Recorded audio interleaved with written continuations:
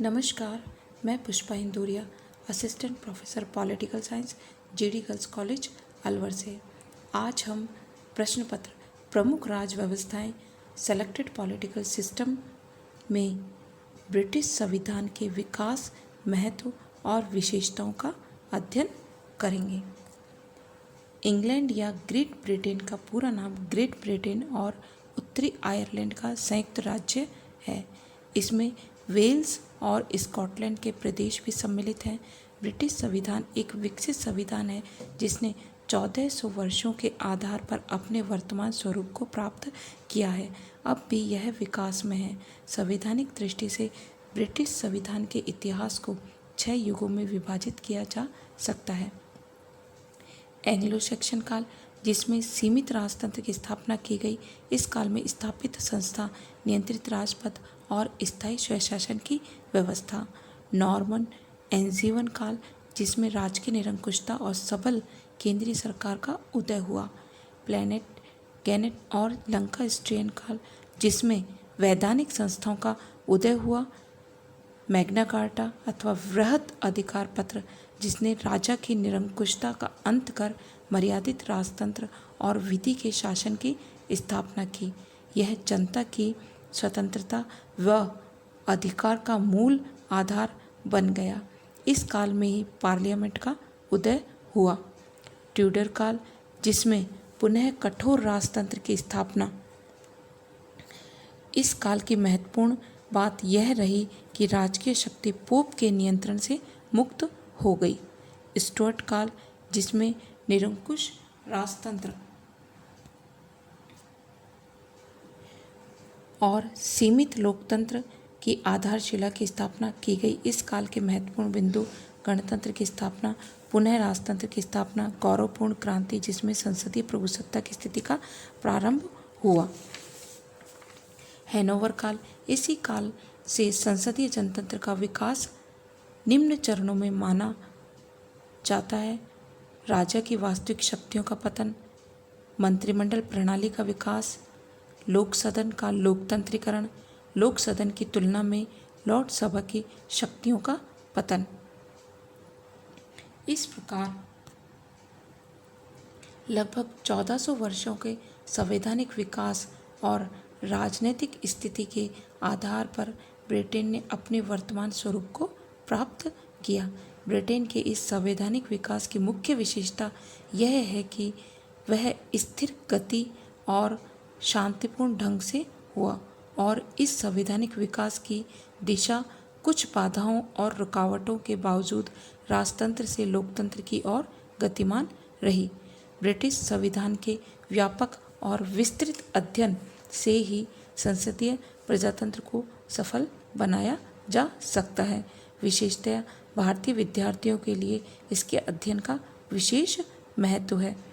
Britain ने अपनी परिस्थितियों के अनुरूप अपने वर्तमान स्वरूप को प्राप्त किया, जिसकी कुछ विशेषताएं इस प्रकार हैं। विकसित संविधान, ब्रिटिश संविधान का निर्माण नहीं हुआ वरन उसका विकास हुआ और इसने वर्तमान स्वरूप सदियों के विकास के बाद प्राप्त किया। ब्रिटेन में 9वीं सदी से अब तक का संवैधानिक इतिहास ब्रिटिश व्यवस्था के लोकतंत्रीकरण की गाथा है। अलिखित संविधान, ब्रिटिश संविधान अलिखित संविधान का एकमात्र उदाहरण है।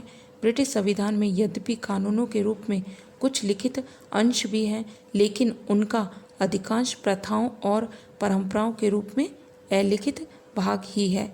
लचीला या सुपरिवर्तनशील संविधान, ब्रिटिश संविधान इस दृष्टि से लचीला है कि ब्रिटिश संसद सामान्य बहुमत के आधार पर ही संविधान में कोई परिवर्तन कर सकती है।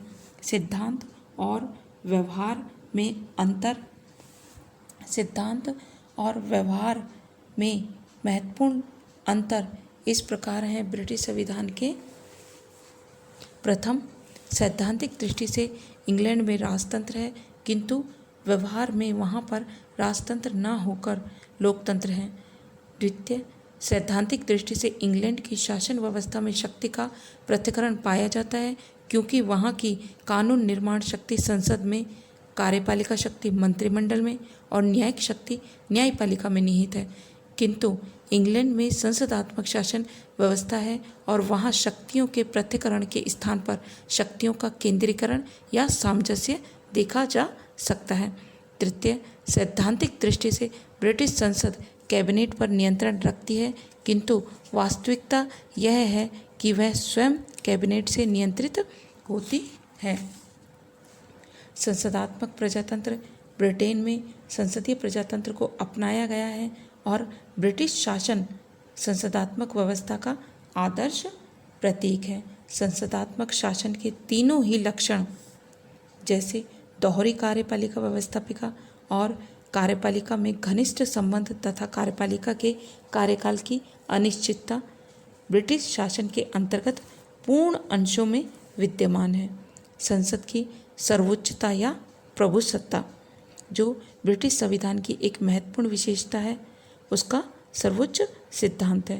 ब्रिटेन में एकात्मक शासक होने के कारण संसद एकमात्र कानून निर्मात्री सत्ता है और संविधान लचीला होने के कारण साधारण बहुमत से ही किसी भी कानून का निर्माण वह संसद कर सकती है।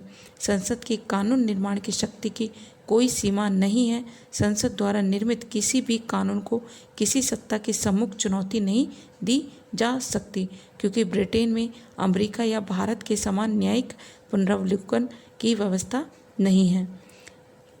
संसद की प्रभुसत्ता केवल कानूनी दृष्टिकोण के अनुसार ही है।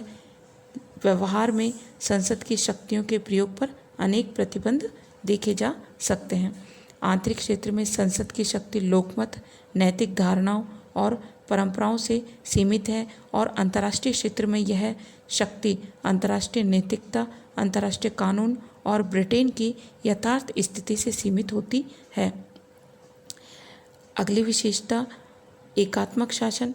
क्षेत्र की दृष्टि से ब्रिटेन एक सुगठित इकाई है और संभवतया इस कारण ब्रिटेन में एकात्मक शासन को अपनाया गया है।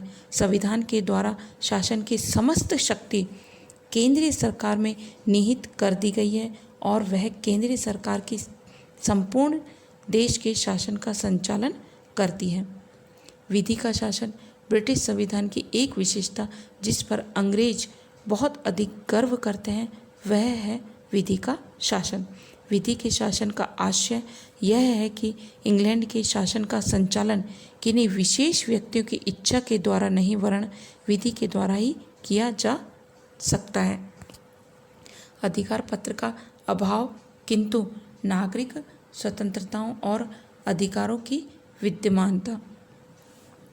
ब्रिटिश संविधान में अधिकार पत्र का अभाव होने पर भी ब्रिटिश नागरिक अन्य देशों के नागरिकों की तुलना में कम स्वतंत्र और कम अधिकार संपन्न नहीं हैं। कुछ अधिकार, जैसे बंदी प्रत्यक्षीकरण का अधिकार, शस्त्र धारण करने का अधिकार, आवेदन प्रस्तुत करने का अधिकार, अत्यधिक जुर्माने और अमानुषिक दंड से बचने का अधिकार आदि तो संसदीय अधिनियमों द्वारा प्रदान किए गए हैं। अन्य कुछ स्वतंत्रताएं सामान्य विधि पर आश्रित है। नागरिक इन स्वतंत्रताओं का उपभोग तब तक कर सकते हैं जब तक कि वे किसी कानून को भंग ना करें या अन्य नागरिकों के ऐसे अधिकारों को आघात न पहुंचाएं। धर्मनिरपेक्षता के प्रसंग में भी ब्रिटिश संविधान एक धर्मनिरपेक्ष राज्य की स्थापना करता है। व्यवहार में ब्रिटेन संपूर्ण अंशों में एक धर्मनिरपेक्ष राज्य है। मिश्रित शासन प्रणाली, ब्रिटेन में तीनों ही शासन व्यवस्थाओं के लक्षण विद्यमान है। राजतंत्र के प्रतीक के रूप में ब्रिटेन का सम्राट है, जिसके द्वारा उत्तराधिकार के आधार पर अपना पद प्राप्त किया जाता है। लॉर्ड सभा कुलीन तंत्रीय संस्था है, जिसके अधिकांश सदस्य कुलीन वर्ग में से आते हैं और उत्तराधिकार के आधार पर अपना पद ग्रहण करते हैं। लोक सदन और कैबिनेट लोकतंत्रीय संस्थाओं के प्रतीक हैं। सामान्य रूप से द्विदलीय, लेकिन अपवाद स्वरूप समय में त्रिदलीय पद्धति ब्रिटिश संविधान की एक विशेषता है। सीमित रूप में शक्ति विभाजन का सिद्धांत, ब्रिटेन में संसदात्मक शासन व्यवस्था है और संसदीय शासन में व्यवस्थापिका और कार्यपालिका अनिवार्य रूप में परस्पर संबंधित होती है। ब्रिटेन में शक्ति पृथक्करण सिद्धांत की उत्तरदायित्व के केंद्रीकरण के सिद्धांत के साथ मिश्रित कर दिया गया है। ब्रिटिश मंत्रिमंडल में कार्यपालिका और विधायी शक्तियों का मेल हो गया है, पर न्यायपालिका स्वतंत्र है। न्यायपालिका का व्यवस्थापिका और कार्यपालिका से पृथक्करण तथा न्यायपालिका की स्वतंत्रता की संवैधानिक व्यवस्था। संवैधानिक सुधार कानून 2005 के आधार पर ब्रिटिश न्यायपालिका को औपचारिक और सारभूत दोनों ही रूपों में व्यवस्थापिका और कार्यपालिका दोनों से पृथक कर दिया गया है। अब एक सर्वोच्च न्यायालय और अन्य न्यायालयों की स्थापना की गई है जो व्यवस्थापिका और कार्यपालिका से पूर्णतया पृथक होंगे। ब्रिटिश संविधान और शासन व्यवस्था की जो सबसे प्रमुख विशेषता सामने आती है वह प्रधानमंत्री शासन है। प्रधानमंत्री शासन का आशय यह है कि आज प्रधानमंत्री पद ब्रिटिश संविधान और शासन व्यवस्था का केंद्र बिंदु है। इस प्रकार आज हमने ब्रिटिश संविधान के विकास, महत्व और विशेषताओं का अध्ययन किया। धन्यवाद।